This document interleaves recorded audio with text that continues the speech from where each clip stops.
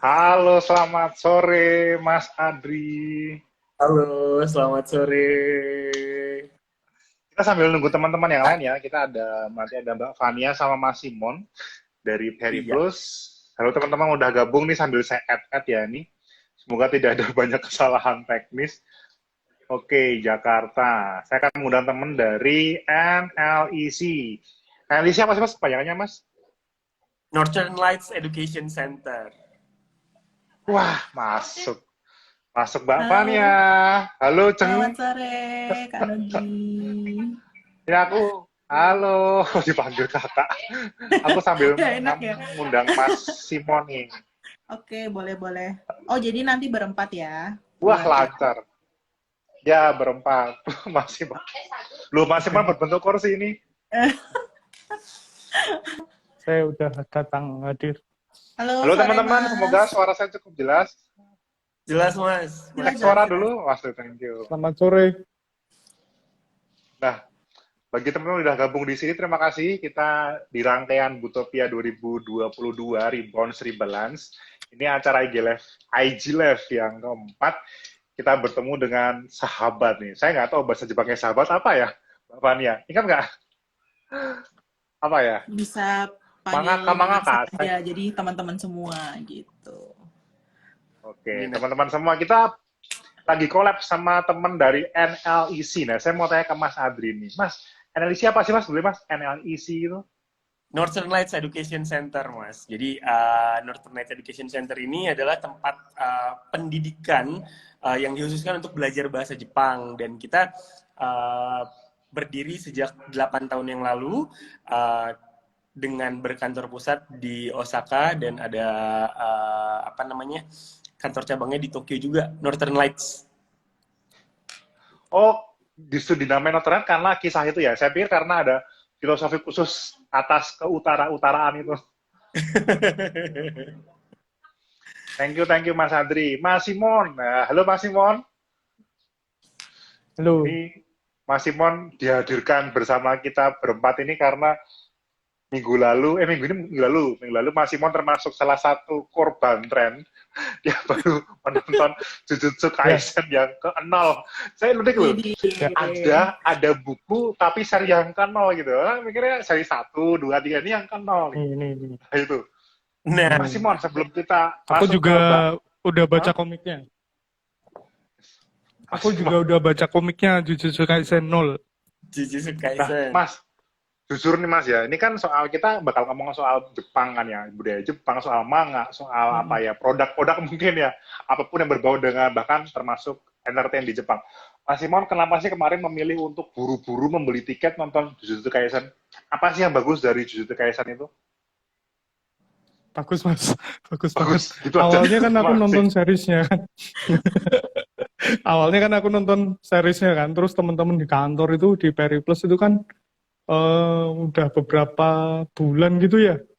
Itu highlight terus Jujutsu Kaisen. Terus aku ya udah iseng di rumah nonton Netflix itu Jujutsu Kaisen. Ternyata ceritanya bagus seriesnya. Awal-awal kelihatan emang cupu sih, apa sih ini penyihir-penyihir kayak Harry Potter tapi lebih gore gitu ya. Karena monsternya kan berdarah-darah, hancur tubuhnya gitu. Black. Tapi ternyata di situ bagus itu loh. Dark gitu.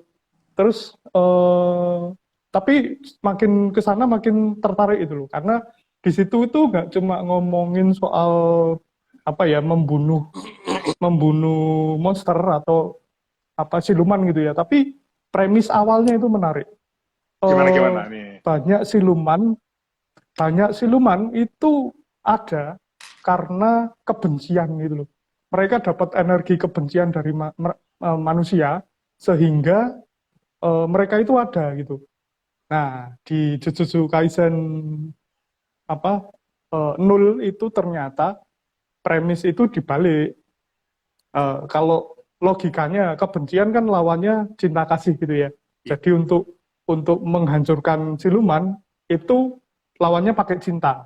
Nah, di seriesnya kelihatan banget sih cinta persahabatan itu kuat, terutama persahabatan gitu ya. Tapi di Jujutsu ini spoiler nggak apa-apa kan ya? Udah Nggak pada apa-apa, nonton semua, udah pada udah amat nonton lah di ya. sini teman-teman. Kayaknya udah banyak dari teman-teman semua yang udah baca. Di Jujutsu, Iya. ya, kayaknya udah deh, kayaknya udah pede aja. Ya. Nah, menurutku di Jujutsu Kaisen 0 ini cinta itu justru adalah jadi kutukan yang paling mengerikan itu loh. Paling kuat, paling ruwet gitu ya. Nah, itu. Kenapanya ya beli komik ini loh. Promosi. Malah suruh beli komik. Mungkin Mas Simon, untuk Ya ceritanya spoilernya, gitu. karena Gitu. jadi inget apa tuh film Kerasakti itu ya, Kerasakti bukan dari Jepang kan ya? Mm-mm. Bukan ya? Kerasakti bukan Bukan Jepang kan ya dari Kerasakti ya? Tiongkok. China. Tiongkok ya, tapi sama ya kayak Tiongkok. cinta itu ceritanya tanpa akhir gitu ya. Kurang lebih premisnya sama gitu ya. Yang satu cinta soal Dipakai. kutukan. Nah, ini saya mau ke Mbak Iya. Fania nih. Tadi kan Mas Simon sudah cerita tentang dirinya dan Jujutsu Kaisen. Nah, Mbak Fania sendiri punya apa sih ketertarikan pada sesuatu yang berhubungan dengan animasi Jepang kah atau apapun Mbak Fania? Punya pengalaman nggak Sorry, Mbak Fania? bisa diulang nggak? Tadi sempat nge-freeze. Sempat nge-freeze ya. Mbak Fania punya pengalaman apa personal antara Mbak Fania dengan budaya atau peradaban Jepang lah, itu intinya. Oke, jadi kalau Komik, koleksi apa? Oke, jadi kalau dari saya sendiri ya, sebenarnya saya memang bukan yang literally kayak wibu gitu ya, suka sama dengan komik Jepang atau misalkan suka dengan beberapa apa ya, kayak ya manga, anime gitu. Nah, cuman memang buat saya itu anime Jepang yang melekat sama saya itu adalah beberapa anime yang saya tonton waktu kecil. Kayak misalkan nih Doraemon gitu. Jadi yang lucu-lucu gitu sih sebenarnya. Gitu. Kenapa? Sebenarnya dengan sekarang kan posisinya sudah apa ya, sudah masuk, udah berkecimpung gitu ya di dunia, di company Jepang juga gitu. Jadi sangat banyak budaya-budaya dan juga kebiasaan-kebiasaan itu yang sekarang tuh kita apa ya namanya, kita praktekkan gitu di keseharian kita gitu. Contohnya dari kebudayaan disiplin, terus kemudian budaya untuk beberapa hal yang buat kita sebagai orang Indonesia yang sudah biasa menjalankan hal A gitu, contohnya itu kadang tuh agak gimana ya, agak sedikit berbeda, tapi sebenarnya itu bagus gitu. Contohnya dulu mungkin saya tipe orang yang selalu telat gitu ya. Terus mungkin setelah di sini gitu karena apa ya, dari kebudayaan juga gitu. Jadi menuntut dan akhirnya menjadi sebuah kebiasaan buat kalau misalkan kita mau berangkat kantor, oh nggak boleh telat nih gitu. Kalau misalkan kita ada janji, ada appointment sama orang, kita nggak boleh telat nih. Seperti itu sih, gitu. Thank you Mbak Fania. Ini langsung ngomong ke budaya nih. Saya kalau ngomong ke budaya langsung ingat mukanya Mas Simon. Mukanya tuh muka apa ya? Muka tokoh budaya gitu kan ya. Mas, aku mau tanya Mas Simon biar sebelum ke Mas Andri ya. Mas Andri ntar bakal lebih seru nih. Kita bakal ngomong-ngomong soal tren bahasa Jepang. Tapi sebelum masuk ke bahasa Jepang, kita ngomong soal budaya nih. Nah, saya kan hanya merasa gini. Mas Simon tuh suka cerita gitu kan ya. Sejak kecil tuh dia kayak hidupnya tuh dikelilingin apa segala hal yang berbau Jepang lah ya. Mulai saat dia baru lahir sampai mungkin detik ini gitu kan ya. Mas Simon berbagi dong pengalaman dong, seberapa jauh ada terhegemoni dalam tanda kutip ya Mas Simon ya. Silakan Mas Simon. Oh, Termasuk motormu juga motor kecil Jepang itu kan saya, ya? oh ya, motor saya motor Jepang. Yang dulu merek H gitu ya, hilang terus saya ganti merek Y gitu. Tetap Jepang juga gitu tuh. Saya dari kecil itu sudah terdampak budaya Jepang, terutama ketika di rumah itu dulu mbah saya rajin nonton film Oshin gitu ya. Tahu kan? Mungkin sebagian Tahu besar sih. teman-teman sekarang tuh nggak tahu gitu ya, yang generasi apa Z ke sini ke sana gitu. Tapi teman-teman dari generasi millennials kayaknya kecilnya pernah dengar Oshin gitu loh. Nah di situ kan ada etos kerja sebenarnya. Terus dari apa Oshin terus berlanjut ke Doraemon, Senseiya, Terus gedean dikit saya tahu itu Tokyo Love Story gitu ya. Wah, Nah, dari film-film Karena terus makin ke sini ya lalu tahu komik Detektif Conan, terus ada grup band Japan X atau siapa itu ya, X Japan yang grup band rock itu. Terus ketika SMA saya itu sangat tertarik pada karyanya Eiji Yoshikawa. Setidak-tidaknya saya baca dua buku tebal tulisan dia itu loh. Musashi-nya Taiko tuh. sama Musashi itu. Saya udah baca masing-masing 2 kali lah itu. Sampai segitunya. Dan saya merasakan apa ya, etos Jepang gitu. Orang-orang yang menurut saya unik gitu ya. Mereka itu orang-orang Jepang atau budaya Jepang itu kan lekat dengan teknologi gitu ya. Apa AC, mobil, kereta cepat itu kita kiblatnya Jepang. Tetapi di lain sisi mereka juga masih menghargai apa kekuatan alam, roh-roh gitu. Terus itu tadi siluman-siluman kalau di Jujutsu Kaisen gitu ya. Atau pas kuliah itu saya seneng banget mulai seneng karya-karya Hayao Miyazaki dengan studio Ghibli gitu ya. Nah, di situ belak-belakan gitu loh. Mereka tidak menutup-nutupi budaya mereka Jepang yang meskipun modern tapi juga punya sisi apa ya, sisi spiritual yang dalam sebenarnya. Nah, terus juga YouTube Tokyo siapa itu yang orang Tokyo, Paulo from Tokyo di YouTube itu saya ngikutin ini. Jadi dia cerita keseharian tentang orang-orang Jepang. Nah, buat saya itu menarik sih. Terus komik Jepang itu yang khas kan mereka ngangkat persoalan-persoalan harian kan. Saya paling seneng anime itu Chibi Maruko-chan. Saya umurnya udah hampir 40 sih, tapi seneng aja nonton Chibi Maruko-chan itu. Aku. Karena keseharian itu diangkat gitu loh. Itu lucu pokoknya. Itu sih. Nah, Mas Meskipun Simon, saya nggak sampai belajar bahasa Jepang. nah ini loh, yang menarik itu adalah dari paparan Mas Simon, curhatnya Mas Simon gitu kan ya. Itu kan berarti nampak bahwa sebetulnya semua anak di generasi kita ya, saya anggap generasi saya Mas Simon sama ya, mungkin Mas Andri sama Mbak Fania mungkin lebih di bawah saya ya. Pokoknya Mas berdua, Mas sama Mbak Fania lebih muda lah pokoknya lah, gitu kan ya. Biar kami yang menjelang 40 tahun gitu ya Mas Simon. Nah, tanpa sadar kan sebetulnya kita dikelilingi oleh pengetahuan-pengetahuan atau bahkan Mbak Fania ngomong kan soal konsep disiplin, soal konsep berangkat kerja. Mungkin istilah ikigai, kaizen, mungkin juga termasuk ikebana Mas Simon ya, seni merangkai bunganya gitu kan. Dan Ya, betul. kita tuh terekspos terus budaya Jepang. Nah, pertanyaannya adalah, ini ke Mas Andri ya, orang-orang kan mungkin tertarik mendalami Jepang lebih dalam lagi, entah itu soal samurainya, soal zennya, atau nishirennya, itu kan akhirnya mungkin orang pengen ke Jepang, belajar teknologi, pengen belajar dari Sony langsung, atau itu merek Hayajan, gitu kan ya. Nah, apakah keinginan orang untuk mengenal Jepang lebih dalam, culture-nya itu juga berdampak dengan orang yang ingin belajar bahasa Jepang, Mas? iya. Karena saya masih nggak tahu, orang itu di sana bahasa Jepang atau bahasa Inggris, kan saya nggak tahu kan di Jepang seperti apa. Nah, gimana, Mas Andri? Oke, jadi gini Mas, nah kalau di Jepang itu kan memang penduduk aslinya sangat jarang yang bisa berbahasa Inggris dengan fasih. Nah, makanya bahasa Jepang ini menjadi penting gitu ketika kita ingin melakukan kontak langsung, baik kita datang ke Jepang ataupun kita kontak jarak jauh dengan orang Jepang, ya mau nggak mau bahasa Jepang ini menjadi salah satu yang wajib kita pelajari. Nah, di NLIC sendiri kita punya siswa dengan berbagai macam background. Ada yang memang belajar bahasa Jepang karena dari kecil suka baca komik, itu ada di sini. Terus kemudian ada yang dari masih SMP gitu, kemudian sama orang tuanya di kursuskan bahasa Jepang karena memang sukanya nonton anime.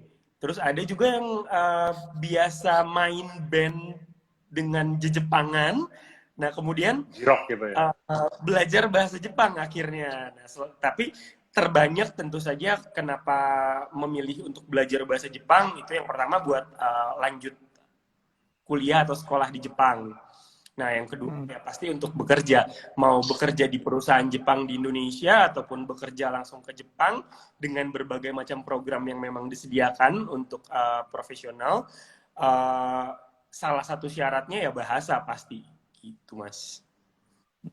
Iya, ya. Menarik ini ya. Artinya pintu masuk orang untuk kemudian tahu lebih dalam tentang kebudayaan Jepang itu ya muncul dari hal-hal yang entertain gitu kan ya, yang hiburan sifatnya. Lalu orang, oh pengen kuliah lah, atau bukan kuliah sih ya, pengen mendalami lewat kuliah, lalu butuh belajar bahasa dan kemudian analisis hadir gitu kan ya, menjawab kebutuhan masyarakat seperti itu kan ya. Nah, Ya, ini ke betul. Mbak Fania muter-muter, semoga nggak muter-muter tempat saya ya.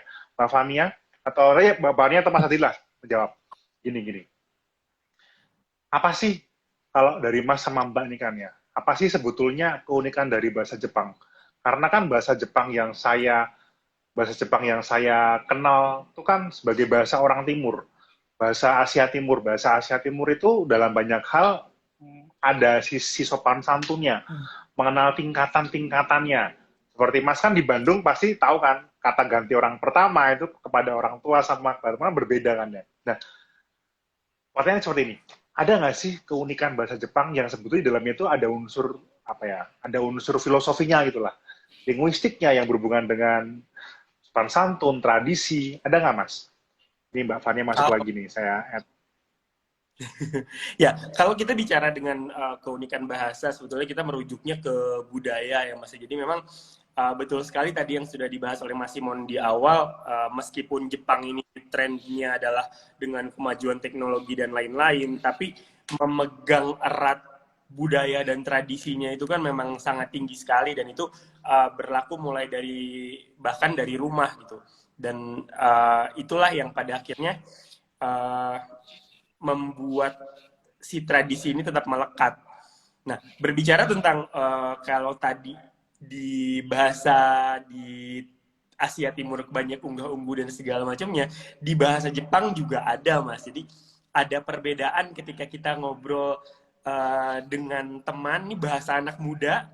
Kemarin kalau nggak salah di Instagramnya Analisi kita sempat bahas beberapa kotoba itu, kalau bahasa Inggrisnya vocabulary yang biasa dipakai kalau misalkan kita mau ngobrol sama anak muda sesama gitu kan, kayak kita gini. Nah ini kita ngobrol pakai gaya bahasa dan vocabulary yang berbeda dengan ketika kita berada di kantor seperti ini misalkan, dalam konteks bekerja itu ada bahasa Jepang formal, ada yang digunakan biasanya selain di kantor juga untuk keperluan akademik.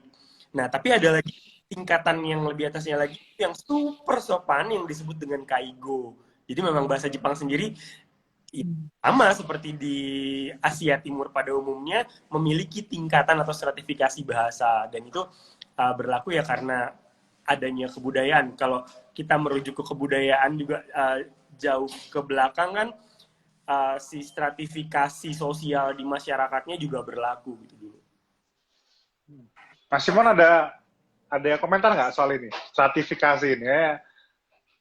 Saya kan jarang tahu kasta-kasta di Mungkin Jepang kan ya. mau coba. Oke, Mbak Fania. Ya, boleh. Pengen denger.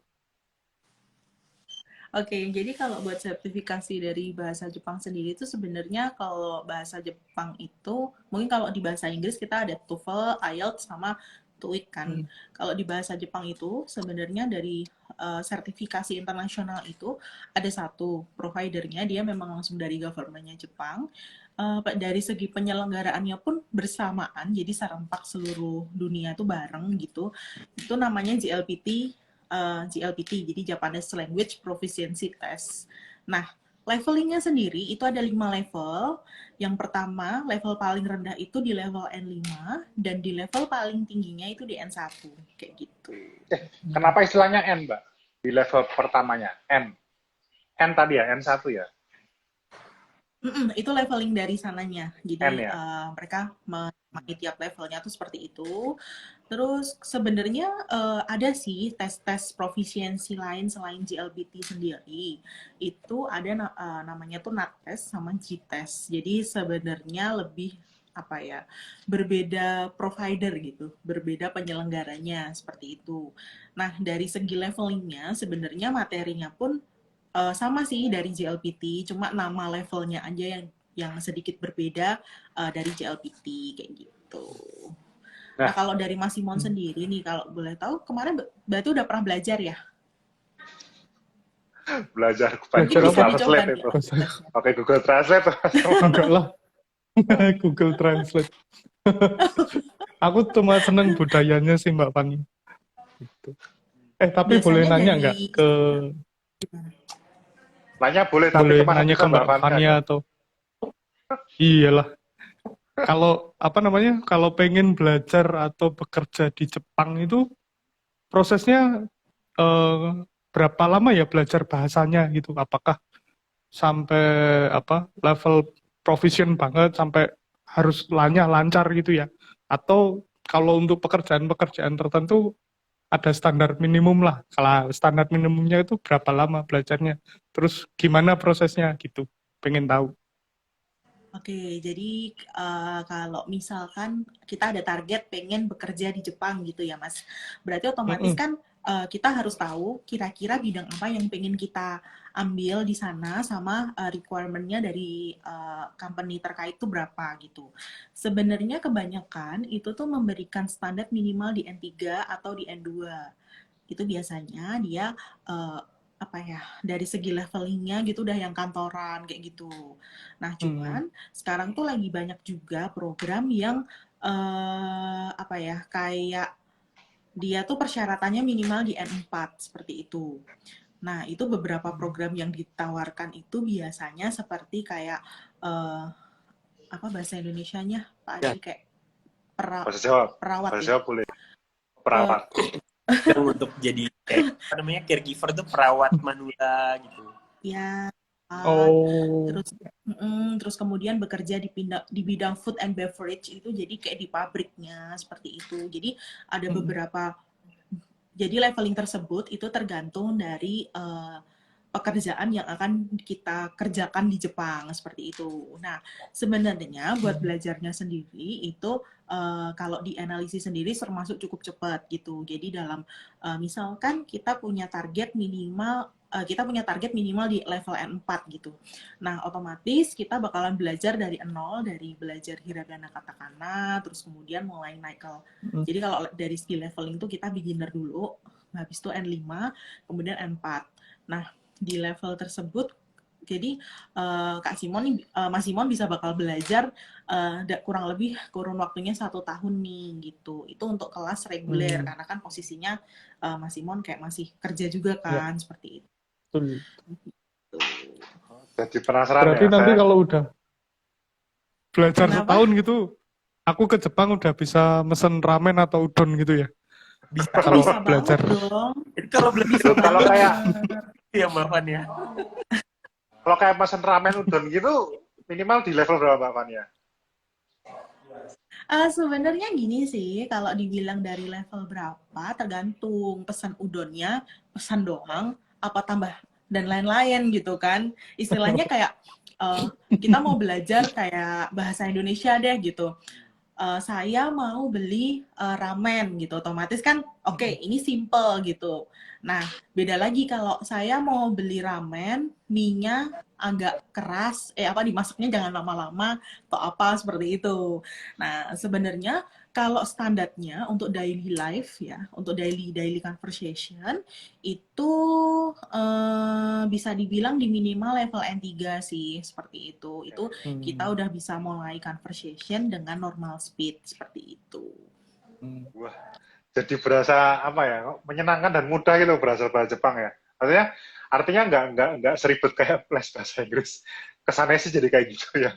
Karena saya nangkapnya gini. Sebenarnya karena gini sih, Nah, bahasa Jepang tuh tadi kayak dari Mas Simon sendiri sudah ada ketertarikan gitu dari budaya dari komik seperti itu. Biasanya seperti itu tuh bakal lebih gampang gitu nyerapnya ke otak gitu. Karena kan kita kayak istilahnya belajarnya tuh nggak tok dari buku, tapi kita ada sumber lain yang bikin kita tuh terpacu buat, oh aku harus bisa bahasa Jepang nih. Kayak gitu sih Kak, gitu. oke, terima kasih. Nah, aku mau tanya ke Mas Adri nih sebenarnya. Mas, ini kan Mas di Bandung kan ya? Ya. Ya kan? Saya sama Mas Simon tuh orang setengah Bandung ya Mas Simon ya. Kita setengah Sunda gitu kan ya. Ya. Sunda Jawa lah ya.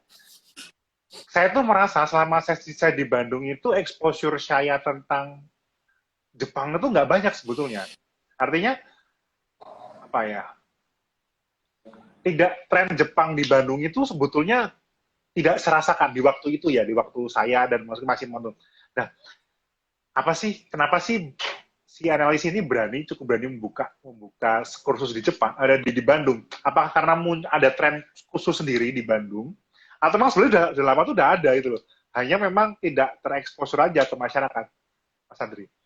Oke, kalau kita bicara tentang tren ya, memang kalau kita lihat kalau di Jakarta kan ada beberapa yang dilakukan secara terbuka kayak matsuri-matsuri yang cukup besar ya.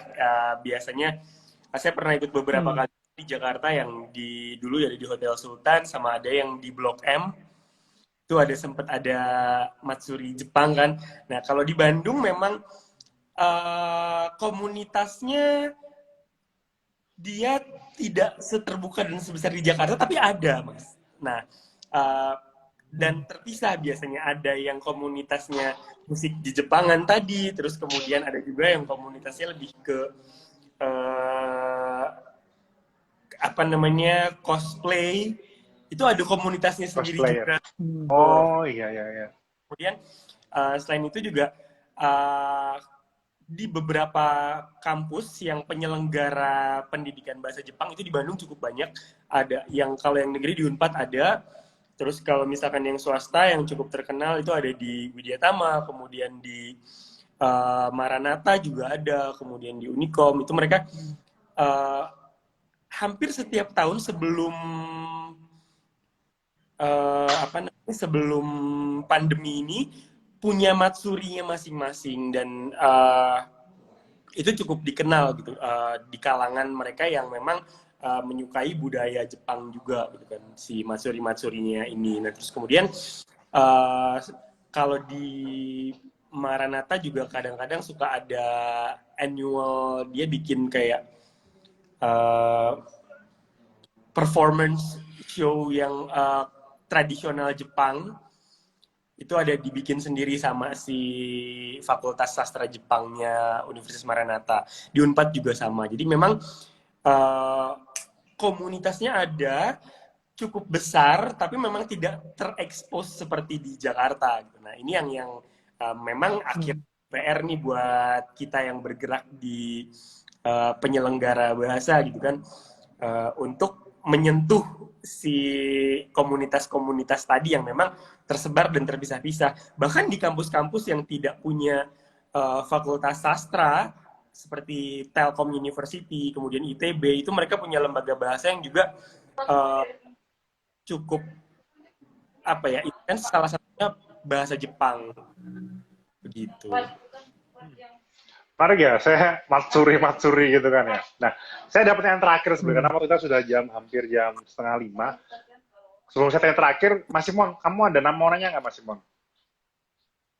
Hah? Kamu ada mau nanya nggak, Apa? Mas Simon? Kamu ada mau nanya ke Mas Adri sama Mbak Fania? Enggak sih, udah apa? Udah banyak penjelasan. Ini pertanyaan jebakan dan pertanyaan yang bonus pertanyaan nih sebenarnya nih. Kalau saya tadi kan kesebut juga, saya baru tahu juga ternyata di Bandung itu banyak pusat studi bahasa Jepang ya. Saya pikir malah nggak ada gitu kan ya. Bahkan saya tahu saya cuma ada STBA di Cihamplas apa ya itu kan. Saya pikir cuma di situ, ternyata ada juga di Maranatha juga kan, baru Unpad ada juga. Nah, saya tanya ke Mbak Fania sama Mas Adri. Mbak Fania dulu, Mbak Fania. Kalau dikatakan bahwa NLIC adalah salah satu pusat belajar bahasa Jepang, program apa sih yang menjadi andalan program teman-teman? Wah, satu, spesial untuk yang mau kuliah, misalkan, atau yang mau kerja. Apa sih yang spesial, yang unggul, yang mungkin kadang-kadang hanya NLIC yang punya? Silakan Mbak Fania. Oke, jadi kalau di analisis sendiri, sebenarnya kita tuh ada 2 program gitu kan. Nah, kita bahas dulu buat yang program yang ingin melanjutkan bekerja atau sekolah di Jepang. Keunggulan dari tempat kita itu kita durasi belajar bahasa Jepangnya itu lebih singkat, jadi lebih cepat. Terus kemudian dari segi kurikulumnya itu memang sudah kita arahkan tujuannya calon murid kita tuh mau kayak gitu. Jadi ada yang mungkin kedepannya ingin melanjutkan studi, ingin berkarir seperti itu, kayak gitu. Berarti sudah jelas ya begitu duduk di hari pertama di bangku itu udah tahu, oh saya akan seperti ini dan diarahkan oleh sensei ya. Sensei nyebutnya ya? Iya. Sensei atau shifu Jadi nyebutnya? nanti betul, sensei. Nah kalau di Bandung apa yang jadi unggulan? Oke, nah kalau di Bandung sendiri kan memang perbedaannya adalah latar belakang student Bandung dan Jakarta. Di Bandung ini lebih banyak student NLIC yang memang masih pelajar. Dan ketika kita bicara pelajar, tujuannya belajar bahasa pasti untuk melanjutkan sekolah kan. Nah jadi memang lebih banyak untuk di Bandung itu arahannya adalah program JLPT, karena ketika kita ingin mengarahkan siswa-siswa ini untuk melanjutkan baik kuliah ataupun sekolah bahasa di Jepang, itu memang ada ketentuan syarat yang harus dipenuhi, yaitu syarat bahasa Jepang. Misalkan untuk melanjutkan S1 itu minimal D4, untuk melanjutkan S2 minimal D3. Nah, makanya di Bandung sendiri yang paling banyak menjadi incaran dari calon-calon siswa di luar sana adalah program persiapan JLPT. Oke, terima kasih. Nah, kalau nih ya, dari teman-teman yang nonton, ada yang pengen, ya semoga daftar gitu kan ya, semoga daftar kursus di tempatnya Mas Adri Fania, itu menghubungi siapa? Paling mudah itu ngontak lewat apa? Website, Facebook, Instagram, Twitter? Kalian buat teman-teman nih yang mungkin tertarik atau mungkin ingin tanya-tanya dulu, nggak apa-apa. Nanti kalian bisa cek di Instagram kita yang sekarang live. Mungkin bisa di-follow dulu nih, karena bakal banyak informasi tentang budaya Jepang di Instagram kita. Terus kemudian kalian juga bisa cek di website kita www.nlic.co.id. Itu nanti bakal diarahkan misalkan buat teman-teman yang ada di Jakarta, di Bandung atau di luar kedua kota tersebut, kayak gitu. Terima kasih. Nanti di situ akan diarahkan ke WhatsApp kita sih. Gitu. Oke. Terima kasih. Nah, kita masuk sesi yang paling terakhir nih ya.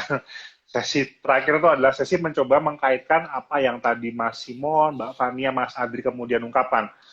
Jadi, saya tertarik dengan kata-kata Mbak Fania soal orang itu tertarik belajar bahasa Jepang atau ke Jepang karena diawali dengan perasaan emosional, sentimental, punya keterikatan dengan figur-figur Kejepangan, entah itu karakter. Bahkan Mas Simon sampai nyebut Ghibli dan Tokyo Long Story kan ya, sampai lupa. Saya sampai lupa film itu gitu loh. Nah, saya lupa, artinya gini, ternyata, nanti Mas Simon bantu kasih closing statement ya, sambil mikir ya, saya kan coba sambil kata gini, ternyata saat seseorang sudah punya minat kecintaan gitu kan ya, kecintaan dari kecil, entah itu cinta pada manga atau anime gitu kan, atau bahkan mungkin pada merek-merek motor tertentu atau Gundam atau Gundam itu, saya bingung nyebutnya gimana, Gundam atau Gundam, itu ternyata hal seperti itu akan memudahkan seseorang untuk bisa menetapkan saya mau jadi apa nantinya. Dan ternyata lembaga-lembaga seperti NLIC itu mensupport loh anak-anak yang punya kecintaan dan punya tujuan yang jelas. Nah, tantangannya adalah bagaimana menumbuhkan hobi itu, hobi yang suka jadi passion. Disitulah kemudian muncul peran literasi kan ya. Bagaimana berusaha mencintai atau bagaimana berusaha lebih memahami apa yang dicintai, disukai itu lewat pemahaman pada objek. Misalkan ya tadi kayak Mas Simon, dia milih untuk baca komik, dia milih untuk nonton manga, dia milih untuk menikmati film-film yang berbau-bau sesuatu yang dia sukai. Ya, dalam hal ini soal Jepang.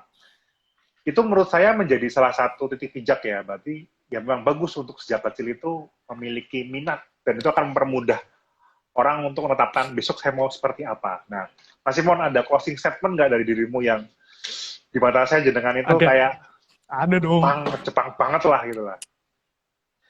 Mas Adri ada sama Mbak dong. Fania Mungkin juga boleh boleh Ini kasih tambah statement ya. dikit nggak? Kasih statement ya. Mas Simon. Oh, boleh, boleh. kenapa Mbak Fania tadi? Kenapa? Mau kasih tambahan dikit sih, Oh, gitu. boleh, Tadi boleh. kan Oh kita ya, bicara silakan. program buat yang mereka fokusnya ke depannya pengen ambil studi atau karir gitu di Jepang. Nah, kita juga bisa loh ada kelas yang ya bisa dibilang diarahkan bisa juga nih buat teman-teman yang kayak Mas Simon nih suka sama Oke. nonton film-film Jepang gitu. Nah, kalian bisa gabung juga di kelas conversation gitu karena di situ bakal lebih dilatih ke speaking sama listeningnya. Jadi otomatis Hmm. kalau nonton filmnya gitu kan di Netflix nggak butuh subtitle, jadi bakalan Ya. udah mulai familiar sama vocab-vocabnya kayak gitu. Itu bisa banget sih kayak gitu. Thank you, menarik nih. Baru tahu nih. Last conversation. Oke, Mas Simon. Nah, ini dari pengalaman aku aja ya.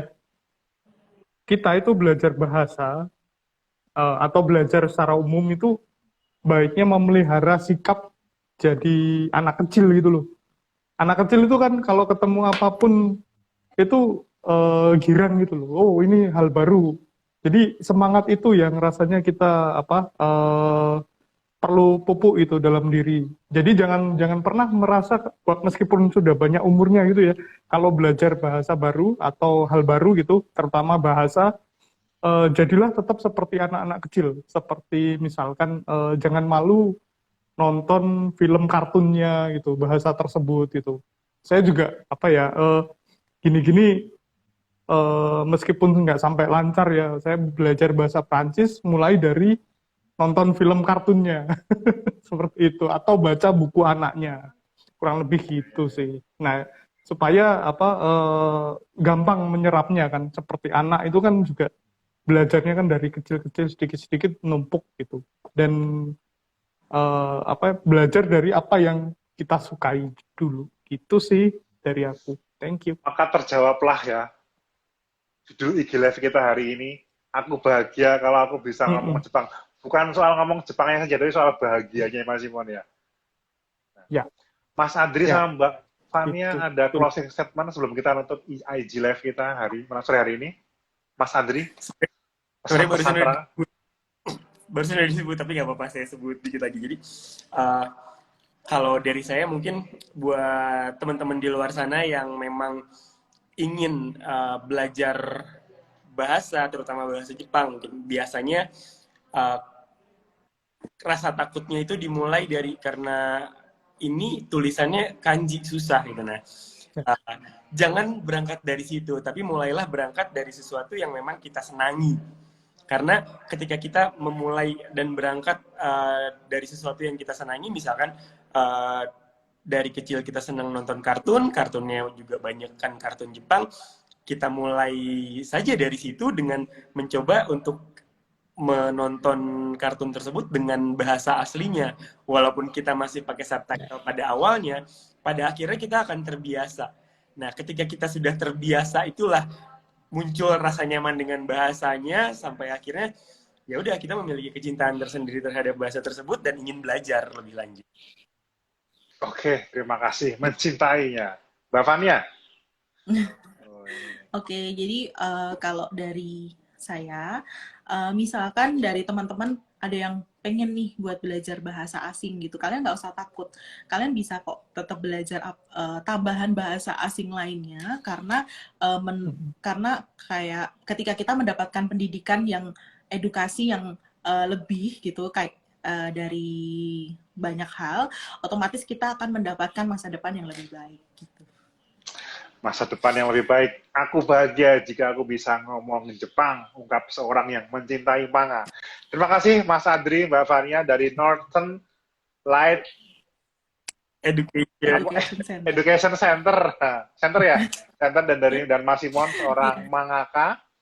Semoga kita bisa ketemu lagi kapan-kapan di acara yang sama. Terima kasih ya sudah bergabung sore ini. Makasih. Makasih. Terima kasih Mas Adri, Mas Simon, Mbak Fania. Saya akan tutup IG Live ini Dalam hitungan 3, 2, 1. Terima kasih.